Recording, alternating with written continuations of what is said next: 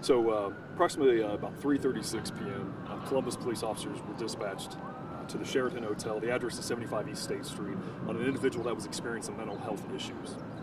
When the officers got here and they were going to go make contact with the individual, the officers learned that the individual there was some type of a note, and the information provided led them to believe that there might be more than just an individual experiencing mental health issues. Maybe there was some type of device that could cause a public safety issue. So the officers, to be careful and to make sure that there was all the safety concerns were addressed, they talked with the individuals and the managers of the Sheraton Hotel. The decision was made to evacuate the hotel as a precautionary measure. When the officers did eventually make contact with the individual, he was taken into custody. There was no device, nobody was harmed, and the individual is getting the treatment that the individual is seeking. And we saw somebody be taken out in a stretcher. Was that the individual?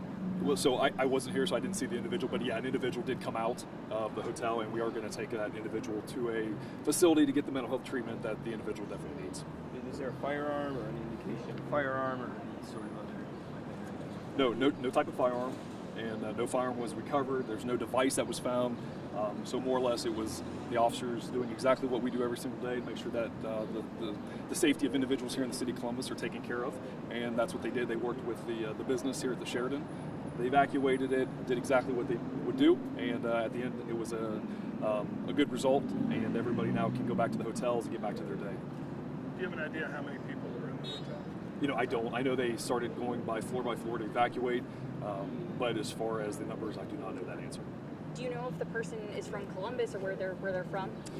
No, I do not. I don't know anything about the individual, and because it's they just made contact, they'll have to go through that process to identify them and get to know the individual and try to assess and get the help for that individual. But I don't have any specific details on it. Is it man, woman?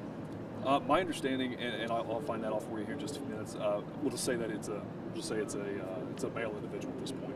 And obviously it's a false alarm, but downtown, kind of heavily populated area, a lot of people visiting in the hotel.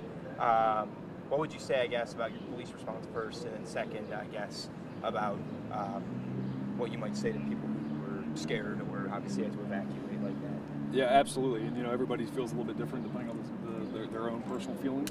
But what I will say is that the men and women who responded down here responded just like we train.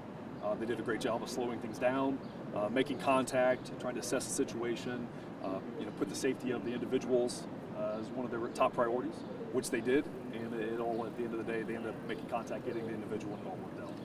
And so an individual was barricaded in a hotel room. Do you know what floor it was, or where, what kind of the circumstances was, with like the door locked, etc.? No, I don't know those specific details. I don't know what floor the individual was on. That was something we were working towards. Okay. They were able to make contact to get the individual and start getting the individuals home. But it's a good question. Okay. Can you just answer really quickly, when you get some sort of tip or some indication that there is a device, just, the process or the importance of going through and being thorough? Yeah, and because of the device, it can mean so many different things. But we just want to make sure that people are safe. And, when we have those situations and we have that time, we're going to slow things down, and we're going to make sure that people are out of the range or out of the area that could potentially be harmed. And then we'll start working our way to make contact and stuff like that. And that's probably why you saw individuals on the perimeter, you saw the fire trucks here, everybody kind of working as a team to bring this to a safe resolution. I guess is it possible that you could clarify a little bit more what a device is? Yeah, so it was just an explosive device, but again, nothing was found. Yeah, nothing was found. And again, when we hear those, we don't know exactly what that is. That's why we have to take the steps to try to assess and work through that.